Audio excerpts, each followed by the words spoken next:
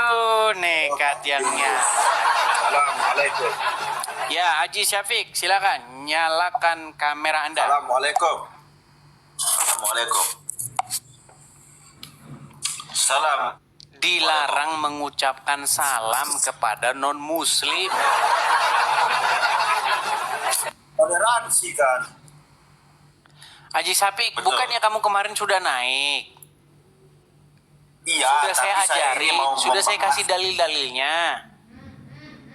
Saya mau bahas yang itu hari yang kejadian di Cidayu itu. Cidayu. Betul. Kamu ini kok nekat mau membahas sesuatu, namanya aja kamu nggak bisa mengucapkannya. Yang salah itu Edis, itu yang punya Di mana? rumah Sebentar, dia. kejadiannya di mana?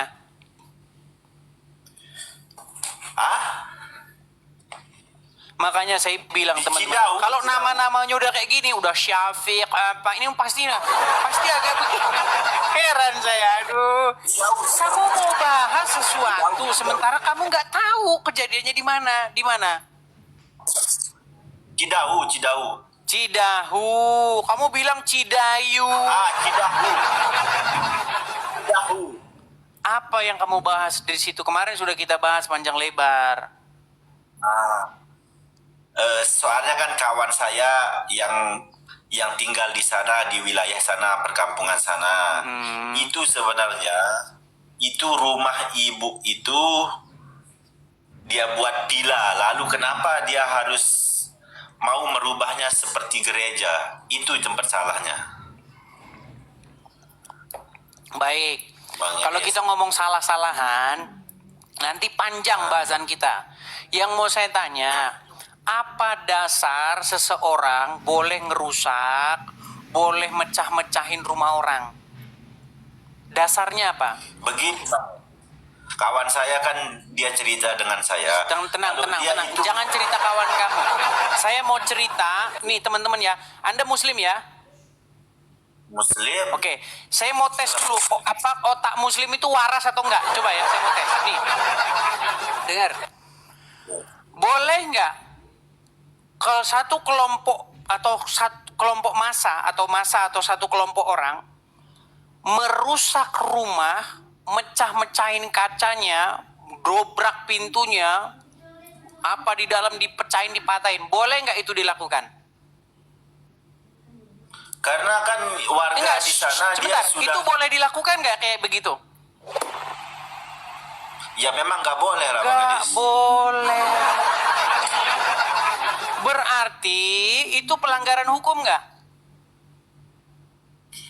Begini dulu Bang Edis. Nah, udah Soalnya makanya kan teman-teman warga. saya kan sudah bilang teman-teman, Muslim yang masuk sini belum ada satupun yang waras.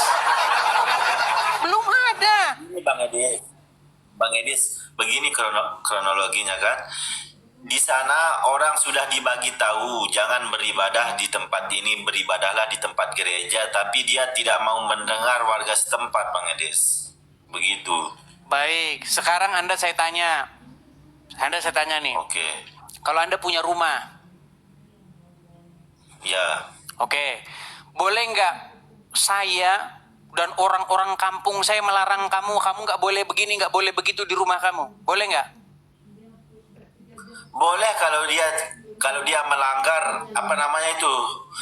Kalau nggak ada izinnya kan, kalau misalnya kita buat begini main judi, emang nggak boleh begitu. Oh, loh, kalau Bang main Edis. judi nggak boleh, tapi itu pun demikian nggak ada rusak-rusakan. Sekarang saya tanya, kalau kamu punya rumah, Oke. terus kamu ngadakan di rumah kamu itu doa bersama di rumahmu itu, atau pengajian atau yasinan, boleh nggak? Ya boleh Bang Edis, soalnya kan itu kan rumah kita. Terus kenapa kalau orang Kristen ngadakan acara kebaktian nggak boleh? Kan harusnya di tempat gereja. Oh, berarti kalau yasinan harus di masjid? Iya.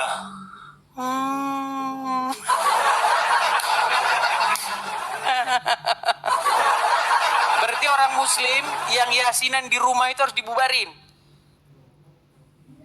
Enggak, Harus dipanggil itu kan Satpol kita PP itu yasinan muslim tuh kadang-kadang. yasinan di rumah itu bubarin tuh Satpol PP. Harus begitu. Begini Bang Edis, kan kalau yasinan di rumah kadang-kadang kan orang lagi meninggal, Bilang aja gini, meninggal dunia, keluar. dengar, bilang aja begini. Intinya banyak kejadian di negeri Konoha itu banyak terjadi orang yang mayoritas berbuat semena-mena kepada yang minoritas. Udah pengalaman saya. Saya kasih contoh. Contoh nih. Oke. Saya tanya abang tinggal di mana nih? Sekarang saya tinggal di Jawa Tengah. Jawa Tengah. Kalau dari logat bicara Anda, kayaknya Anda bukan asli Jawa Tengah. Saya memang bukan asli Jawa Tengah, tapi keluarga saya banyak di sana di Jawa Tengah. Ya, jadi gini bang, banyak terjadi di negeri sendiri ya, orang dari suku A misalnya, dia tinggal di suku B. Banyak terjadi seperti itu. Ya. Itu kejadian kayak begitu terus menerus di Indonesia terjadi kayak begitu. Memang nggak tahu apa udah karakternya dari sononya memang udah begitu atau gimana. Kecuali di kota-kota yang agak besar. Kalau di kota-kota yang agak besar biasanya nggak terjadi seperti itu. Tapi kalau di desa-desa, di kampung-kampung biasanya kayak begitu. Mentang-mentang minoritas biasanya diperlakukan semena-mena sama mayoritas. Itu banyak kejadian kayak begitu. Contoh saja pengalaman hidup saya. Ini pengalaman hidup saya ceritain. Nih, saya pernah tinggal di satu tempat, ya kan? Waktu saya masa kecil saya lihat dengan mata kepala saya sendiri. Ini ada seorang dari suku tertentu, dia buka usaha di situ, buka warung, ya kan? Kemudian datang di hari-hari puasa itu mau Lebaran itu, ada sekelompok orang preman, ya kan? Minta jatah THR, ya kan? Minta THR, gitu. Maksa. Itu kejadian terus kayak begitu.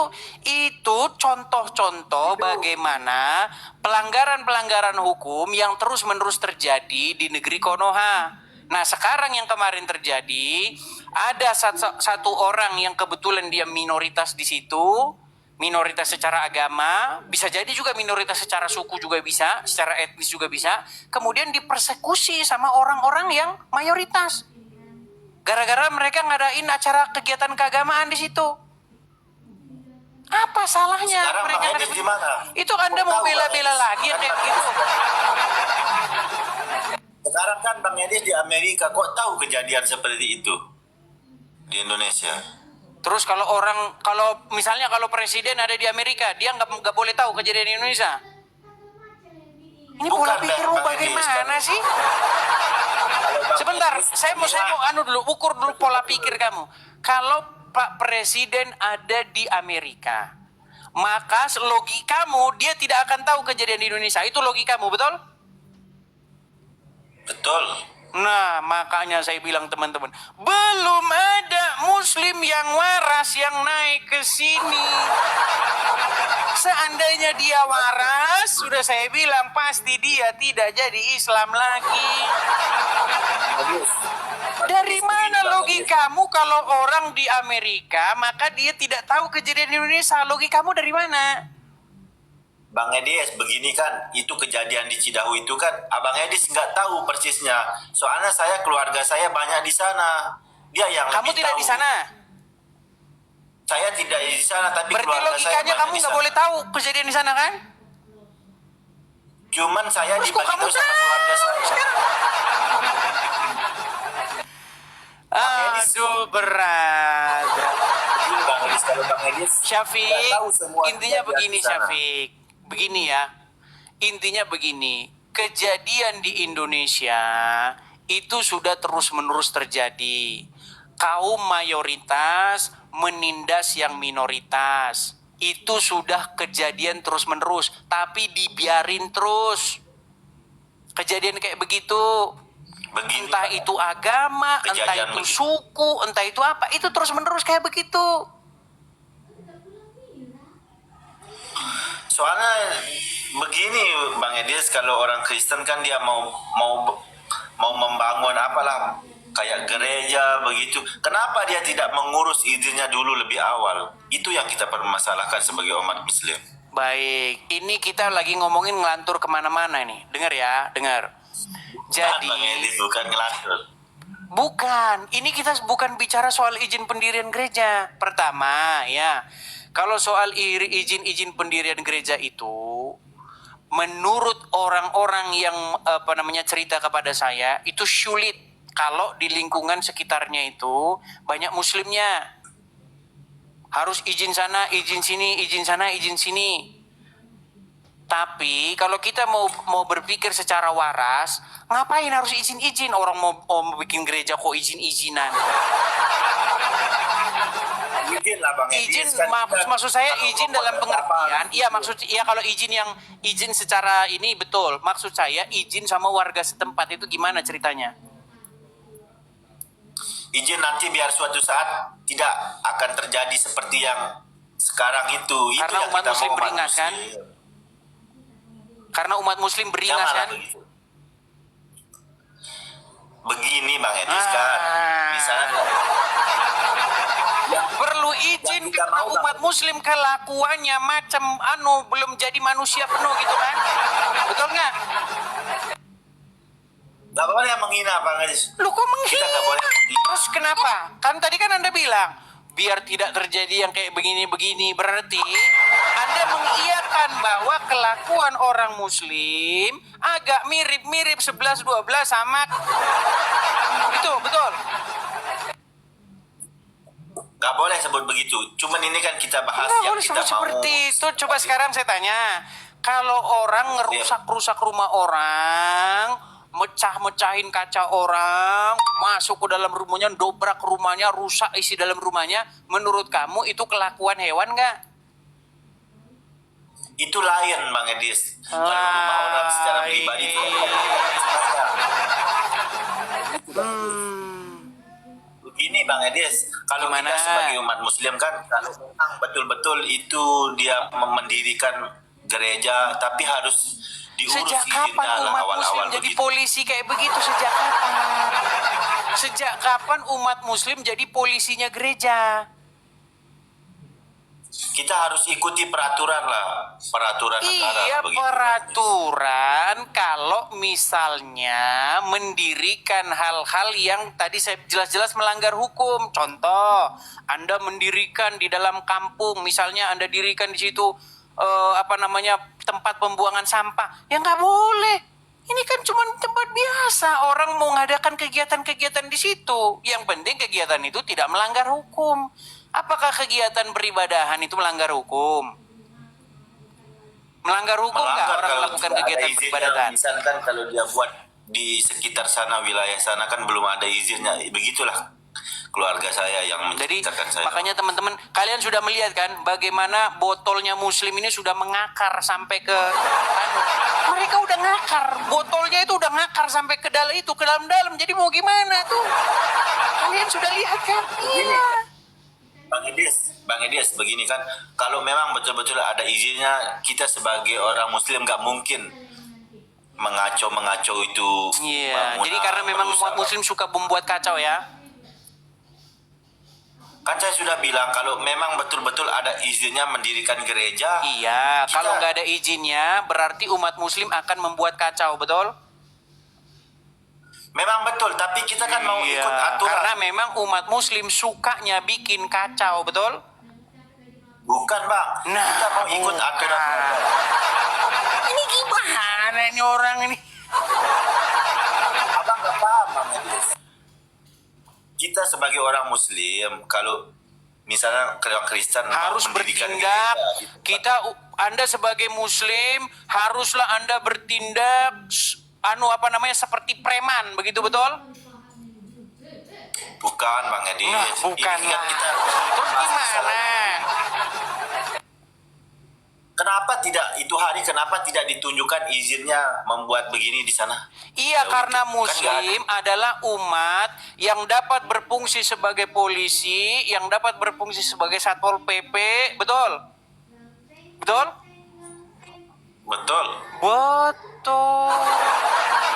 Makanya makanya saya bilang teman-teman, ketololan Muslim sudah mengakar sampai ke dalam tanah. Jadi susah disembuhin, udah susah. Contohnya kayak ini samping saya ini, gimana? Ini kan, kalau kita kan Gimana? sebagai orang Muslim kan, kalau kita sebagai orang Muslim mau membangun masjid, kita harus urus dulu izinnya. Baru kita, kalau sudah pemerintah mengeluarkan, dia bilang sah, baru kita mendirikan Anda ini masjid. bicara Kita tidak masjid atau sembarangan. bicara tempat kediaman? Masjid Bang Edis. Kan nggak nyambung lagi Begitulah kan yang kita teman-teman mau. kan?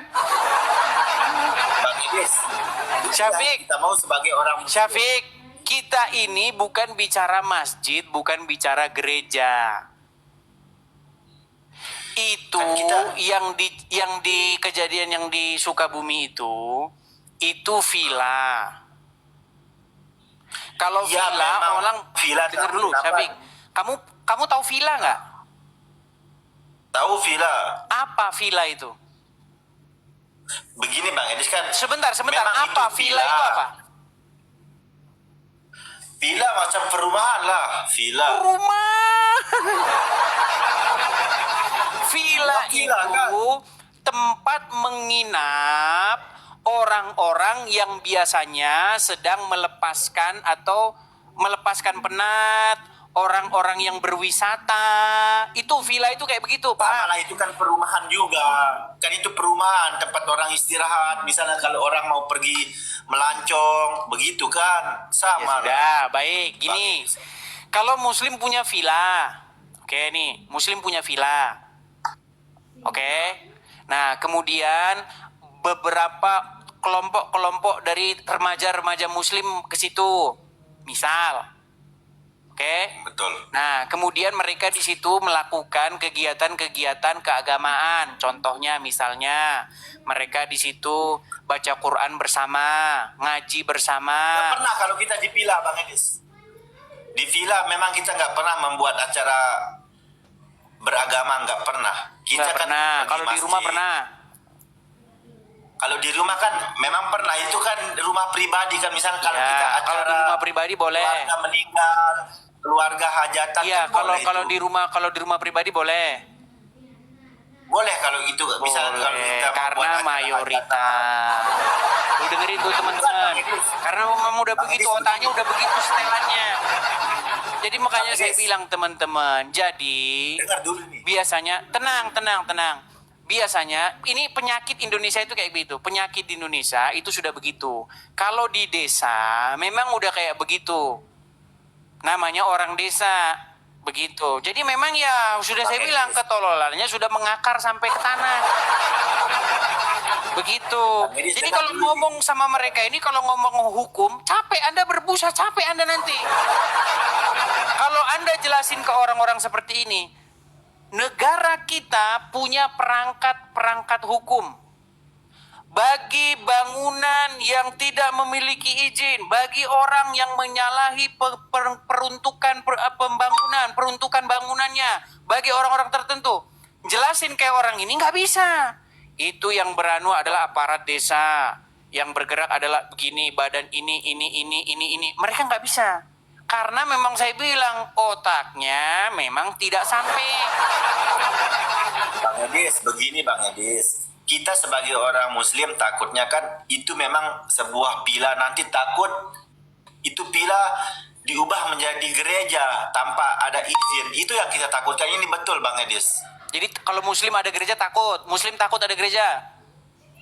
Bukan, soalnya kita takut nggak Nah, ada izinnya, kan? dia tidak ada Ini gimana? Saya sudah ikutin. mengikuti aturan. Kalau ada gereja Muslim takut. Bukan takut Bang, soalnya kalau Terus kenapa memang- tadi kan bilang takut jadi gereja? Ini gimana sih? kita takut itu bila nanti diam-diam dibuat seperti gereja. Itu yang kita takutkan. Oke, berarti Muslim Bukan takut karena gereja, ada betul? Gereja. Bukan. Kita bukan takut ada gereja, cuman kita takut itu umat Kristen tidak mengikuti aturan.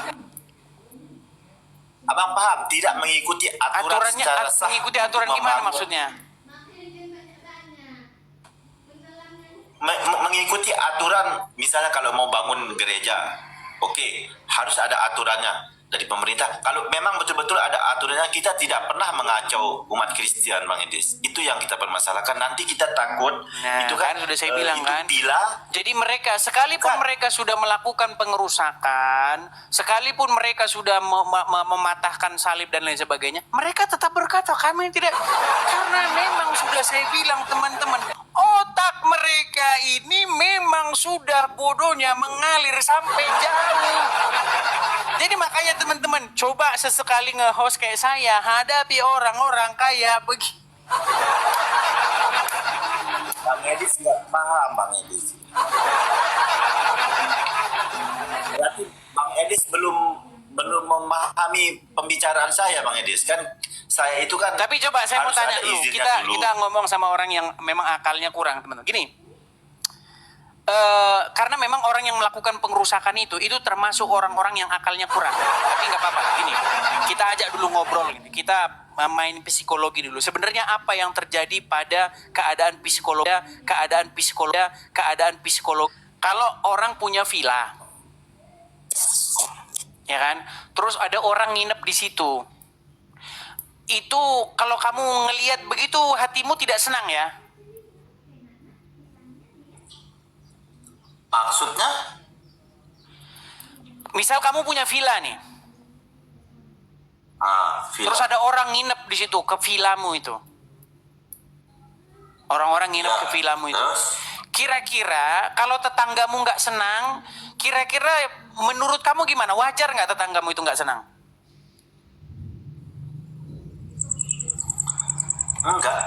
Nggak wajar. Nah, itu ada orang punya villa itu, ada tamunya ke sana, mengadakan acara di villanya itu. Menurut kamu, warga kampung itu yang membuat dia nggak senang itu apa? Begini, Bang Edis, itu kan Aduh. kalau orang mau di villa itu Kan sudah saya bilang teman-teman, biasanya teman-teman orang kampung itu, ini pengalaman saya ya, bahkan kalau teman-teman belajar dari zaman Belanda, kalau orang Belanda itu tahu tuh kampung-kampung itu, Anda belajar dari sumber-sumber Belanda, apa yang terjadi di kampung-kampung Indonesia. Jadi memang begini, orang kampung itu banyak mereka itu yang pengangguran, nggak seneng ngelihat orang ngelihat orang maju, nggak seneng mereka, nggak seneng itu. Makanya ada penyakit di kampung itu, melihat orang senang dia susah, melihat orang susah dia senang. Jadi sebenarnya yang mau saya tanya sama kamu begini, tenang. Yang mau saya tanya sama kamu gini, apa dasarnya orang-orang itu melakukan pengerusakan, melakukan hal-hal yang sedemikian itu? Oke. Padahal kegiatan itu tidak ada yang merugikan mereka. Oke. Ini saya boleh jawab, Bang Edis. Silakan. Jawab ya. Silakan. Bila itu, Bang Edis, bila itu tempat wisata, misalnya kalau tamu luar negeri lah, pergi ke villa, kan nggak mungkin dia mau membuat acara di sana. Siapa Betul? bilang nggak membuat acara? Nggak mungkin di tempat villa dia mau membuat acara keagamaan. Nggak mungkin, Bang Edis. Siapa bilang nggak Soalnya kan mungkin? villa itu tempat wisata. Siapa bilang nggak Kalau orang mungkin? pergi, misalnya kan kalau orang pergi melancong ke villa itu, dia untuk tempat wisata dan istirahat, Bang Edis. Betul nggak? Iya, kok jadi kamu yang ngurusin kegiatan orang gitu loh? Bukan, Bang Edis. Bukan. Kan saya bilang. Enggak, kok bisanya kamu gitu loh yang ngatur orang harus ngapain gitu loh?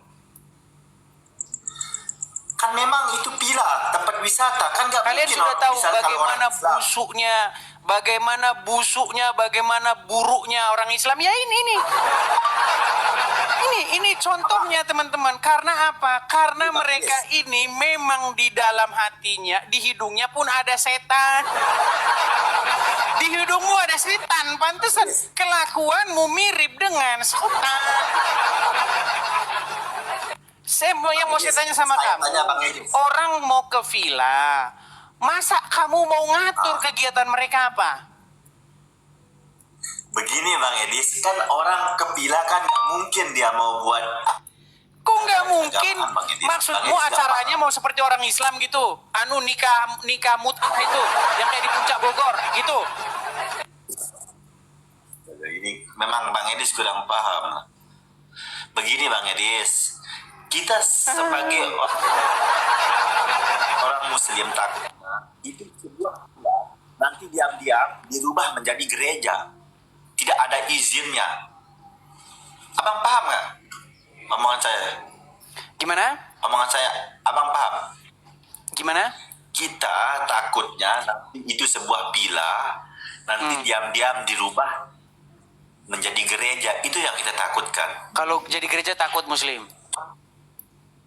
Bukan takut adanya gereja, kita bukan takut adanya gereja, cuman kita takut dia tidak mengikuti aturan pemerintah. Nanti diam-diam dia mengubah menjadi gereja. Itu yang Memang kita bilang enggak teman-teman. Jadi gini aja lah, Syafiq. Yang saya mau tanya sama kamu gini aja, Syafiq. Kalau misalnya kamu punya villa, terus ada orang main ke villa kamu, terus kira-kira yang ngatur mereka siapa? Mereka harus ngapain, harus gini-gini, siapa yang ngatur? kita nggak atur, itu hak dia sendiri, tapi kan Oke, orang kan nggak hak dia mungkin sendiri. mau- Kalau dia di situ mau kumpul sama orang-orang Kristen, terus kemudian mereka melakukan kegiatan-kegiatan Kristen di situ, menurut kamu yang rugi siapa? Kamu rugi gitu, Muslim rugi. nggak rugi. Terus kenapa Cuman Muslim orang- rusak? Cuman orang itu kan dia nggak mungkin mau membuat. Enggak, itu sebentar. villa Yang saya itu. tanya, kerugian yang Muslim alami itu apa? Kalau ada orang Kristen kumpul dengan orang Kristen melakukan kegiatan-kegiatan Kristiani, umat Muslim ruginya di mana? Nggak ada. Kita Terus nggak kenapa pernah- ngerusak-ngerusak? Cuma Bang Edis kan nggak paham kata-kata saya. Itu ngerusak karena orang dibilang Aduh, peringatan, Bang. pusing. Peringatan. Makanya teman-teman, saya sudah bilang begini. Jadi teman-teman, kalian harus tahu, Muslim ini mereka itu punya penyakit. Penyakitnya apa? Mereka nggak bisa ngelihat orang Kristen lagi melakukan kegiatan Kristen. Percaya sama saya, makanya itu kejadian terus. Karena di dalam ajaran agamanya ngajarin kebencian kepada orang-orang Kristen. Nggak ada Bang Edis. Nggak ada, itu orang Islam diajarkan sebuah kebencian kepada umat. Oke, apa yang Mana-mana Quran nggak ada. perintahkan untuk kamu lakukan kalau ketemu dengan orang Kristen? Itu kan orang kafir. Emang kamu kafir? Oke, Kristen kafir nggak? Kafir? Kafir. Apa yang harus dilakukan kepada orang kafir menurut Al-Quran?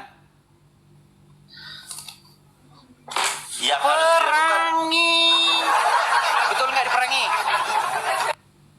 perangi karena dia tidak mengikuti aturan Allah Subhanahu wa Ta'ala. Karena sudah saya bilang ajaran Islam itu ajaran kebencian kepada orang Kristen. Tapi selama ini kita bermunafik. Intinya itu, udah ke situ intinya. Makanya kalau kamu Kristen, kamu berada di tengah-tengah Muslim, terus kamu lakukan kegiatan Kristen di situ, bentar lagi mereka lagi bisik-bisik, kapan ini kita bubarin mereka? Kafir ini, kapan nih kafir? Itu udah pasti. Pegang omongan saya. Kalau kamu melakukan kegiatan Kristen di tengah-tengah Muslim, tinggal tunggu nanti waktunya Muslim akan melakukan kegiatan yang kayak gitu. Jadi janganlah, jadi jangan Kok jangan? memprovokator. Memang itu faktanya. Saya lihat Bang Edis ini macam memprovokator umat Kristen. Kok memprovokatori?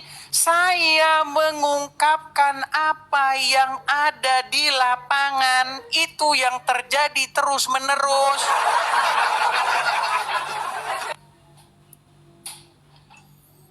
Tapi Ini kalau Abang Muslim, mereka sholat di jalan pun,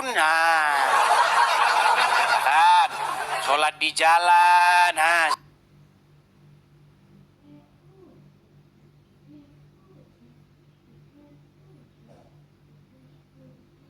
mayoritas. Makanya kalau mayoritas itu bebas berbuat sekehendak hatinya. begini Bang Edis. Sekarang Lo nggak percaya? Bang Edis, sekarang Kristen di Indonesia berapa persen? Saya tanya.